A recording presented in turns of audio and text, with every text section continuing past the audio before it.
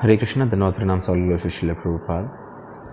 వాచో వేగం మనస క్రోధ వేగం జిహ్వా వేగం ఉదరోపస్థ వేగం ఏతాన్ వేగాన్ యో విషహేత ధీరః సర్వం అపి మాం పృథివీం సశిష్యాత్. A sober person who can tolerate the urge to speak, the mind's demands, the actions of anger, the urges of tongue, belly and genitals can make disciples all over the world. Thank you.